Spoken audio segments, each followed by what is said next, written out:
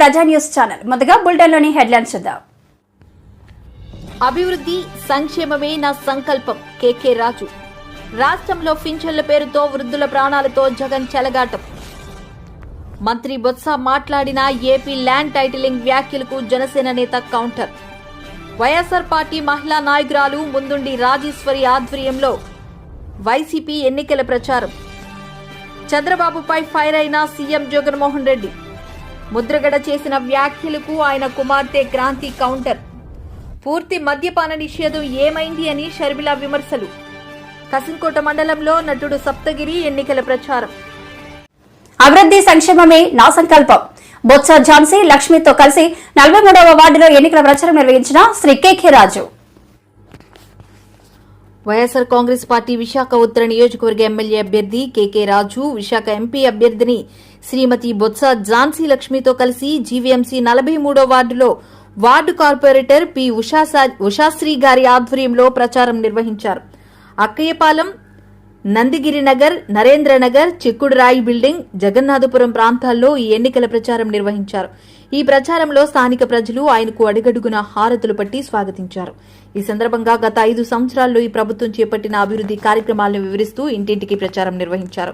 ఈ సందర్భంగా కేకే రాజు మాట్లాడుతూ, గత ఎన్నికల్లో నేను స్వల్ప ఓట్లు తేడాతో ఓడిపోయినా గౌరవ ముఖ్యమంత్రిగా వైఎస్ జగన్మోహన్ రెడ్డి సహకారంతో విశాఖ ఉత్తర నియోజకవర్గంలో అనేక అభివృద్ధి కార్యక్రమాలు చేపట్టడం జరిగిందని అన్నారు.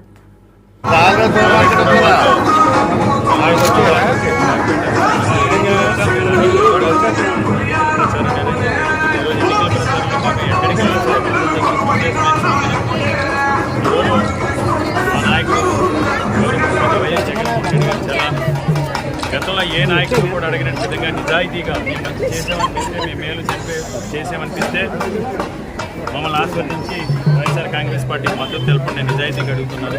అంతేకాకుండా ఈరోజు గడిచిన 5 సంవత్సరాలుగా మేము చేసిన మంచిని మేలుని కూడా ప్రజలకు తెలియజేస్తూ, ముఖ్యంగా ఉత్తరాంధ్ర ప్రాంతానికి సంబంధించి ఉత్తరాంధ్ర ప్రాంతం విశాఖపట్నం అభివృద్ధి చెందాలంటే అది ఒక వైఎస్ జగన్మోహన్ రెడ్డి గారి వల్ల మాత్రమే సాధ్యం. దశాబ్దాలుగా వెనక్కి నెట్టివేయబడ్డ ఉత్తరాంధ్ర ప్రాంత అభివృద్ధి చెంది విశాఖపట్నం ప్రపంచ పట్టణంలో శిఖరాగ్రం నిలవాలి, విశాఖపట్నం మనం అనుకున్న విధంగా పరిపాలనానికి అభివృద్ధి చెందాలంటే అది వైఎస్ జగన్మోహన్ రెడ్డి గారికి మాత్రమే సాధ్యమని ప్రజలందరూ కూడా తెలియజేస్తున్నాం. ప్రజలందరూ కూడా దాన్ని విశ్వసిస్తున్నారు. తప్పకుండా ఈ రాబో 10 రోజుల కాలం 5 సంవత్సరాలుగా చేసిన మంచిని విద్యా రంగంలో కానీ, వైద్య రంగంలో కానీ, వ్యవసాయ రంగంలో కానీ, పారిశ్రామిక రంగంలో కానీ, మహిళా సాధికారత విషయంలో కానీ, వెనుకబడిన వర్గాల వారు సామాజికంగా, రాజకీయంగా, ఆర్థికంగా ముందుకు తీసుకెళ్లే విధానాలు కానీ ప్రజలందరికీ కూడా వివరించి ప్రజలను ఓటు అభ్యర్థిస్తున్నాం. తప్పకుండా ఈరోజు విశాఖ ఉత్తర నియోజకవర్గంలో ప్రజలు ఆశీస్సులు, దీవెనలతో మా నాయకులు, కార్యకర్తల సహాయ సహకారాలతో మంచి మెజార్టీతో విజయం సాధించి జగన్మోహన్ రెడ్డి గారికి పరిపాలనా రాజ్యానికి ఘన స్వాగతం పలుకుతున్నాం.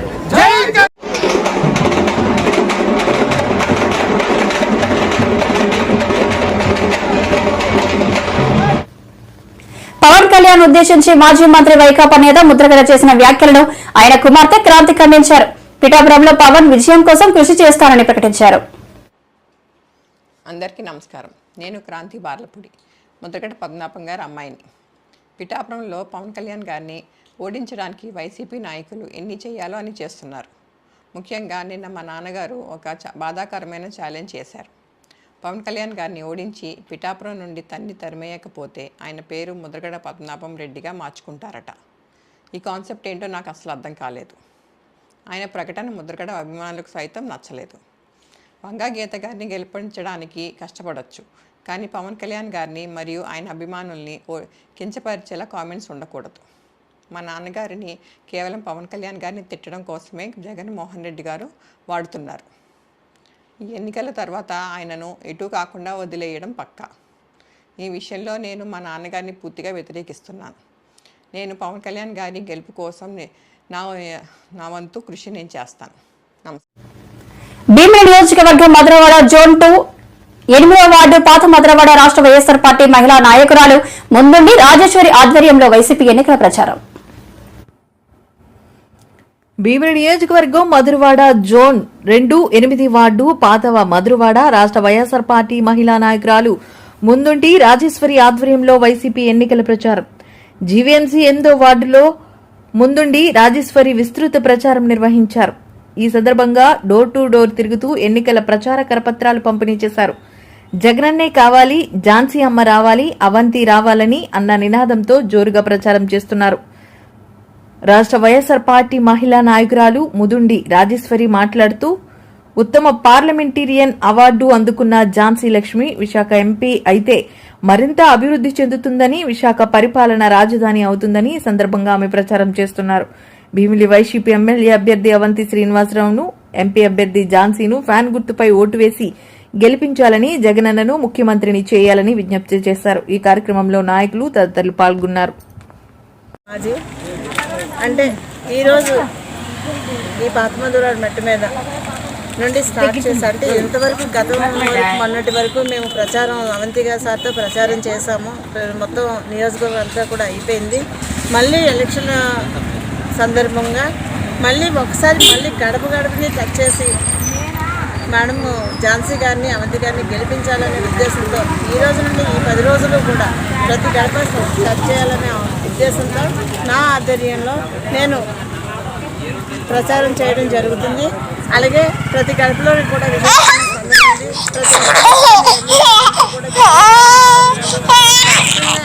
మళ్ళీ ఎంపీగా ఝాన్సీ మేడంని, ఎమ్మెల్యేగా అవంతి గారిని గెలిపిస్తామని చెప్పి మహిళలు కానీ జెంట్స్ కానీ అందరూ ఎంతో ఆనందోత్సవాలతో చెబుతున్నారు. అలాగే వైనాట్ 175 అనే మా జగనన్న విధానాన్ని ఖచ్చితంగా మేము సాధిస్తాం. ఎందుకంటే ఆయన చేసిన సంక్షేమం కానీ మహిళల పట్ల ఆయన చూపించిన ఆదరణ కానీ మహిళల్లో మేము వెళ్ళిన ప్రతి గడపలోని కూడా వాళ్ళ ఆనందం మాకు కనిపిస్తుంది. ఎందుకంటే ఈరోజు ప్రతి మహిళ కూడా కాలర్ ఎగరేసి చెబుతున్నారు, జగనన్న వచ్చాక మేము బాగున్నాము, జగనన్న సంక్షేమంతో మేము చాలా అభివృద్ధి చెందాము, మా పిల్లలు బాగా చదువుకుంటున్నారు, మేము ధైర్యంగా ఉండగలుగుతున్నాము అనే ప్రతి మహిళ కూడా ఎంతో సంతోషంగా మమ్మల్ని మాకన్నా ముందుగా వాళ్ళే మా ముందుకు వచ్చి రెండమ్మ అంటూ ఎంతో ఆదరణిస్తున్నారు. అందుకని అవంతి సార్ కూడా ప్రజల్లో మనిషి, ప్రజలందరూ ఏ సమస్య వచ్చినా సరే నేనే మీ దగ్గరికి వస్తాను, మీరు నా దగ్గరికి రావద్దు అని చెప్పే అంత మంచి వ్యక్తి అందరివాడు ఆయన. అందుకని ఈసారి అవంతి గారు మళ్ళీ 3వ కూడా భీమిలి నియోజకవర్గానికి ఇదివరకు 2 సార్లు చేశారు. మొన్న కూడా ఇప్పుడు ఎలక్షన్ ముందు వరకు కూడా ఆయన కూడా మన ఎమ్మెల్యేగా కొనసాగారు. మళ్ళీ నెక్స్ట్ కూడా ఆయనే అధిక మెజార్టీతో భీమిలి నియోజకవర్గం నుండి ఎమ్మెల్యేగా అవుతారని చెప్పి ప్రజల స్పందన చూస్తే మాకు ఖచ్చితంగా అర్థమైంది. అవంతి గారి గెలిపైతే తథ్యం. అసలు ఇప్పటికే ఆయన మా దృష్టిలో గెలిచినట్టు. మెజార్టీ కోసమే మేము అందరం కూడా ఈరోజు క్యాంపెయిన్ చేయడం జరుగుతుంది. అలాగే మన ఝాన్సీ మేడం గారు చాలా మంచి వ్యక్తి, విద్యావేత్త. మీ అందరికీ తెలుసు బొత్స సత్యనారాయణ గారు అంటే ఎవరికి తెలియని వ్యక్తి కాదు. రాజకీయం అంటేనే ఆయన నుండి స్టార్ట్ అయ్యింది అనే అంత మంచి పులి లాంటి వ్యక్తి. ఆ కుటుంబం నుండి వచ్చిన మేడం గారు ఖచ్చితంగా ప్రజలందరికీ మంచి చేస్తారు, మంచి వ్యక్తి. అలాంటి వ్యక్తిని గెలిపించుకుంటే బాగుంటుందని చెప్పి ప్రజల్లో ప్రతి ఒక్కరికి డోర్కి వెళ్ళి చెప్పడం జరుగుతుంది. కాబట్టి మేడం గారు ఖచ్చితంగా గెలుస్తారు, అధిక మెజార్టీతో గెలుస్తారు. ప్రతిపక్షాలు ఎన్ని కుట్రలు చేసినా సరే జగనన్నే సీఎం. ఇదే మధురవాడ నుండి, ఇదే భీమిలి నియోజకవర్గం నుండి జగనన్న మళ్ళీ ప్రమాణ స్వీకారం చేస్తారు. ఇది మా అందరి మాట, ప్రజలందరూ చెబుతున్న మాట. జై జగన్, జై జగన్. వెల్కమ్ టు తొలి టీవీ న్యూస్ ఛానల్. ముందుగా బులెటిన్ లోని హెడ్లైన్స్ చూద్దాం. ఏపీ అభివృద్ధి కోసం కూటమి అభ్యర్థులను గెలిపించాలని సినీ నటుడు సప్తగిరి ఓటర్లను కోరారు. కసింకోట మండలంలో టీడీపీ జనసేన తరపున ఎన్నికల ప్రచారంలో ఆయన పాల్గొన్నారు. మే 13 ఏ గుర్తుపైన ఓటేస్తున్నారు మీరు? ఒక్కసారి ఆగండి, గాజు గుర్తుపైన వేయండి. ఒక్క విషయం బాగా ఆలోచించుకోండి. ఎప్పుడైనా సరే కొత్త వాడిని అసెంబ్లీకి పంపించారు అనుకోండి, పవన్ కళ్యాణ్ గారిని మీరు గాన అసెంబ్లీకి పంపిస్తే కొత్తగా ఆలోచిస్తారు. ప్రజలంటే ప్రేమ, పిచ్చి ఆయనకి. ఒక్కో సినిమాకి 100 కోట్ల రూపాయలు రెమ్యునరేషన్ తీసుకున్నా వాటన్నిటినీ కాదని చెప్పి ప్రజలకు ఏదో సేవ చేయాలని ఒక కసి, ఒక పట్టుదలతో ఈ రోజు మీకోసం రోడ్లు వెంబడి రాష్ట్ర వ్యాప్తంగా తిరుగుతూ మీ బాగు కోసం ఆలోచిస్తున్నారు. కోట్ల రూపాయలున్నా ఆయన మీకోసం తిరుగుతున్నారు. నిజమా కాదా? అవసరం ఉందా ఆయనకి? ఈ రోజు అన్ని కోట్ల రూపాయలను కూడా మీకోసం తిరగాల్సిన అవసరం ఉందా? కానీ పేద ప్రజలకు ఏదో చేయాలనే ఒక ఆకాంక్ష, ఒక కోరిక, ఆ కోరిక 100% నెరవేరాలి అంటే పవన్ కళ్యాణ్ గారిని, మన కొనతాల రామకృష్ణ గారిని మనము భారీ మెజార్టీతో అసెంబ్లీకి పంపాలి. కరెక్టేనా? ఆ స్థానం ద్వారా మీ అందరికి ఎంతో మంచి జరిగిపోతుంది. దాని వెంట మనం అందరూ ఉన్నాం. జై కొనతాల రామకృష్ణ, జై పవర్ స్టార్. రాష్ట్రంలో పెన్షన్ల పేరుతో వృద్ధుల ప్రాణాలతో జగన్ ప్రభుత్వం చెలగాటమాడుతుందని ఏపీసీసీ చీఫ్ వైఎస్ షర్మిలారెడ్డి ఆగ్రహం వ్యక్తం చేశారు. శుక్రవారం మీడియాతో మాట్లాడుతూ వృద్ధులను ఒక్కో నెల ఒక్కో రకంగా వీధుల్లో కీర్చి పొట్టెన పెట్టుకుంటున్నారని మండిపడ్డారు. పోనీ ఒక్క విషయంలోనైనా మీరు వాళ్ళ తరఫున నిలబడ్డారా? వాళ్లకు మేలు చేశారా? ఏ విషయం తీసుకున్నా కనీసం వాళ్ళకు టీఏ డిఏలు కూడా మీరు ఇవ్వటం లేదు. ఎన్ని విషయాలలో ఈ ఉద్యోగస్తులకి మీరు బకాయిలు ఉన్నారో ఒకసారి వెనక్కి వెళ్ళి రికార్డ్స్ చూడండి. కనీసం మెడికల్ బిల్స్ కూడా దాదాపు 150 కోట్ల రూపాయలు వాళ్ళ మెడికల్ బిల్స్ కూడా మీరు బకాయిలుగా పెట్టారు. లీవ్కు సంబంధించి 2000కు పైగా ఎంప్లాయీస్కు చెల్లించాల్సిన అవసరం ఉన్నా ఇంతవరకు చెల్లించటం లేదు. ఇలా దాదాపు 22,000 కోట్ల రూపాయలు ఉద్యోగస్తులకి ప్రభుత్వం బాకీ ఉంది. మరి వీటి గురించి ఎందుకు ప్రభుత్వం స్పందించడం లేదు? వాళ్లకు సంబంధించి హెచ్ఆర్ఏ అయితే వాళ్ళ కనీస హక్కు, కానీ దాంట్లో కూడా కోత విధించింది ప్రభుత్వం. రాజశేఖర్ రెడ్డి గారు నాకు తెలిసి 22% ఫిట్మెంట్ ఇచ్చినట్టున్నారు.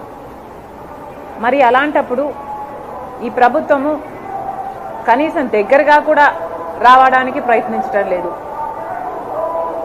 11వ పిఆర్సీ ప్రకారము వీళ్ళకి ఇవ్వాల్సిన ఐఆర్లో కూడా కోతలు పెట్టారు.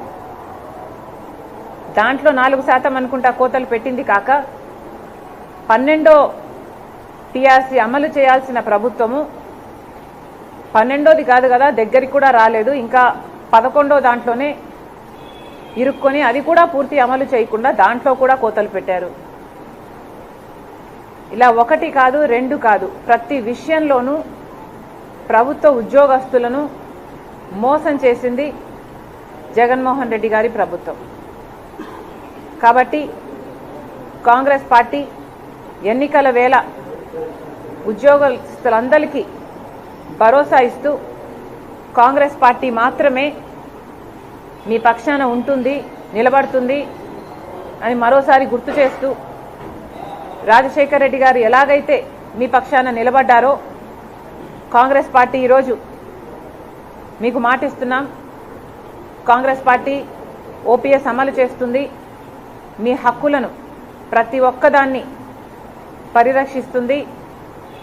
అంతేకాదు కాంగ్రెస్ మేనిఫెస్టోలో చెప్పినట్టు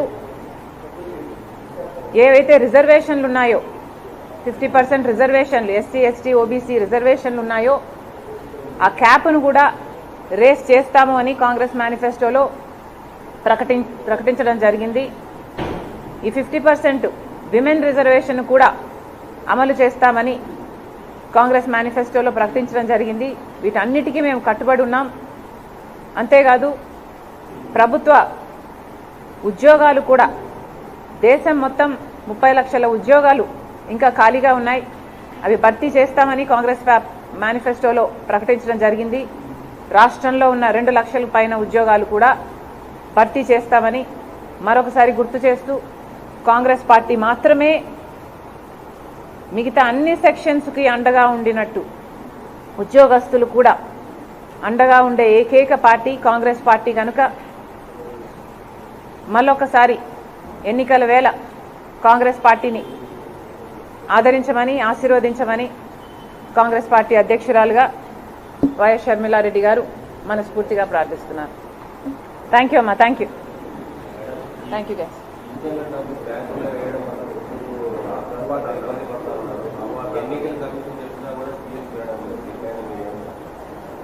మీరు అడిగేది అదేనా?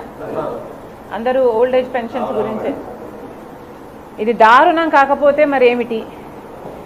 పోయిన నెల ఎంతమంది చనిపోయారు అందరం చూసాం.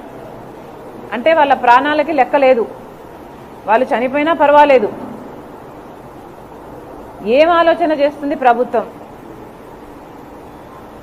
సిఎస్ గారు అంతటి హోదాలో ఉండి, ఆ పదవిలో ఉండి కూడా మీరేదో ట్రయల్ అండ్ ఎర్రర్ లాగా ప్రతి నెల ఇంతమందిని పొట్టన పెట్టుకోవాలి, ఇంతమందిని చంపేసుకోవాలి అని ఏమన్నా టార్గెట్ పెట్టుకొని పనిచేస్తున్నారా? ఇంత ఘోరంగా ఒక ప్రభుత్వానికి బానిసలు కావాల్సిన అవసరము ఐఏఎస్లకు ఏముంది అని అడుగుతున్నాం. మీకు వాళ్ళు కాదు కండి జీతం ఇచ్చేది, మరొక్కసారి గుర్తు చేస్తున్నాం. మీకు జీతం ఇస్తున్నది. మంత్రి బొత్స మాట్లాడిన ఏపీ ల్యాండ్ టైటిలింగ్ వ్యాఖ్యలను జనసేన నేత శివశంకర్ ఘాట్ కౌంటర్. ఆయన ఈరోజు మీడియాతో మాట్లాడుతూ చేయాలి.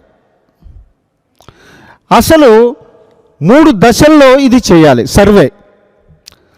ఈ సర్వేకి ల్యాండ్ టైటిలింగ్ యాక్ట్కి ఒక లింక్ ఉంది. మీరు అది మర్చిపోతే ఎట్లా? ఈ సర్వే సమగ్ర సర్వే ద్వారా యాక్చువల్గా నీతి ఆయోగ్ ఏం చెప్పింది మీకు? ల్యాండ్ పర్టికులర్స్ డిజిటలైజేషన్ చేయాలి. IMF కానీ నీతి ఆయోగ్ కానీ వరల్డ్ బ్యాంక్ కానీ సలహా ఇచ్చింది. దాని ప్రకారం మోడల్ యాక్ట్ వచ్చింది. ఇక్కడ ఏమైంది అంటే మీ సర్వే ఎంత లోపభూయిష్టంగా జరుగుతుంది అంటే ఆంధ్ర రాష్ట్రంలో మొత్తం 17,000 గ్రామాల్లో ఈ రోజుకి 4,000 గ్రామాలకే సర్వే పూర్తయింది. ఎప్పుడు 2021 నుంచి ఇప్పటి వరకు మీరు మొదలెడితే ఎందుకు అంత లేట్ అవుతుంది అర్థమవుతుందా మీకు? కొత్త సమస్యలు, ఈ సర్వే వల్ల కొత్త సమస్యలు పుట్టుకొచ్చాయి. మీకు క్షేత్రస్థాయిలో గ్రామాల్లో వార్డులో డిజిటల్ మ్యాప్ చేస్తామని, తప్పు లేకుండా సర్వే చేసి తరువాతే రాళ్ళు పాతామని మీరు చెప్పారు. ఇప్పుడేం చేస్తున్నారు? ఎప్పుడైతే ఆ రైతులకి అభ్యంతరం లేని దగ్గర మాత్రమే మీరు రాళ్ళు పాతాలి. అభ్యంతరం ఉన్న దగ్గర మళ్ళీ రీసర్వే చేసి to the satisfaction of the farmer, అతను సంతృప్తి చెందాక మాత్రమే మీరు హద్దులు ఫిక్స్ చేయాలి. ఆ పని చేస్తున్నారా? మేఘాల మీద రాళ్ళు, అందులో జగన్మోహన్ రెడ్డి గారి బొమ్మని రాళ్ళు అన్నీ కూడా పారేస్తున్నారు. ఇంకొకటి, మీరు లోపభూయిష్టమైన సర్వే, భూ యజమానికి సమాచారం లేకుండానే కొలతలు వేస్తున్నారు. అంటే ఇక్కడ ల్యాండ్ సర్వే బౌండరీస్ యాక్ట్ కింద మీరు 2 సార్లు నోటిఫికేషన్ ఇవ్వాలి. ఇచ్చారా? మీరు లోపభూయిష్టంగా సర్వే చేసి ప్రతిపక్షాల మీద దాడి చేయడం ఏంటి? ఫలితంగా ఏమవుతుంది? గ్రామాల్లో గందరగోళ పరిస్థితులు ఉన్నాయి, తప్పులు దొల్లాయి. కొంతమందికి ఏంటంటే 2 ఎకరాల 30 సెంట్లు ఉంటే 2 ఎకరాలు 20 సెంట్లు వస్తుంది. 10 సెంట్లు ఎక్కడికి వెళ్ళిపోయాయి? కాకెత్తికి వెళ్ళిపోయిందా? వాటికి వివరణ లేదు. అధికారులు ఎవరు సమాధానం చెప్పే స్థితిలో లేరు. అలాగే కొన్ని సందర్భాల్లో 2 సర్వే నెంబర్లు ఉంటే ఒకే నెంబర్లో LPN నెంబర్లో ల్యాండ్ పార్సిల్ నెంబర్స్తో ఇస్తున్నారు. అంటే దాన్ని బార్కోడ్లో మీరు చూసుకోండి అంటున్నారు. ఎకరా భూమి ఉన్నటువంటి పల్లెటూరు వాడికి ఆండ్రాయిడ్ ఫోన్ ఉంటుందా? బార్కోడ్లో చూసుకుంటాడా? ఇది ఒకటి.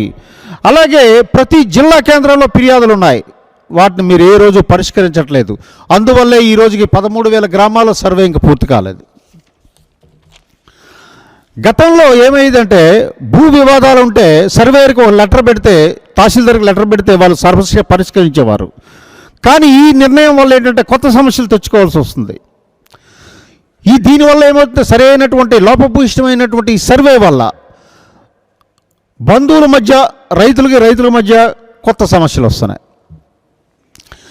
ఇది మీకు అర్థమవుతుందో లేదో తెలియటం లేదు మీ ప్రభుత్వానికి. గతంలో పట్టాదారు పాస్ పుస్తకాలు బ్యాంకుల్లో పెట్టి, కోఆపరేటివ్ బ్యాంకులో కానీ అగ్రికల్చర్ బ్యాంకుల్లో పెట్టి క్రాప్ లోన్లు కానీ వేరే లోన్లు తెచ్చుకుండేవారు. ఇప్పుడు మీ సర్వే వల్ల ఏమవుతుంది అంటే ఈ LPN వల్ల ఏమైనా తేడా ఉంటే బ్యాంకులో రెన్యూల్ చేయట్లా. రైతులకి ఇది కొత్త సమస్య వచ్చి పడింది. ఇది మీకు అర్థమైందా? మీ దృష్టికి వచ్చిందా? రాదు. 1B పత్రాల కోసం రెవెన్యూ కార్యాలయాల చుట్టూ తిరగవలసి వస్తుంది ఈరోజు రైతులు. ఇది రైతుల సమస్య. సత్యనారాయణ గారు, మీకు వ్యవసాయ భూములు లేవు అనుకుంటాను, మీకు తెలీదు రైతుల బాధలు. మేము వ్యవసాయదారులం, మాకు రైతుల బాధలేంటి, ల్యాండ్ అంటే ఏమిటి, సర్వే అంటే ఏమిటి, హద్దులు అంటే ఏంటి మాకు బాగా తెలుసు. కాబట్టి మీరు పవన్ కళ్యాణ్ గారిని అంటారు స్క్రిప్ట్ ఇస్తే, మీరు స్క్రిప్ట్ తాడేపల్లి నుంచి స్క్రిప్ట్ని మీ వాట్సాప్లో డౌన్ చేసుకొని మీరు మాట్లాడారు అంతే తప్ప మీకు ఏమాత్రం అవగాహన లేదు. సీనియర్ మంత్రిగా ఉన్నప్పటికీ కూడా మీకు అవగాహన లేదు. అలాగే దీంట్లో ల్యాండ్స్ అంటే కుంటలు ఉంటాయి, చెరువులు ఉంటాయి, అనాధీన భూములు ఉంటాయి, పోరంబోకు ఉంటుంది, గెడ్డ పోరంబోకు ఉంటుంది, బంజర్ ఉంటుంది. ఈ ల్యాండ్స్ పరిస్థితి ఏమిటి? ఇనామ్ ల్యాండ్స్ ఉంటాయి. సర్వే చేసేటప్పుడు ఈ ల్యాండ్స్ పరిస్థితి ఏంటి? దానికి సమాధానం లేదు మీ సర్వేలో. అంటే అన్నిటికంటే మించి ఇంకొక జోక్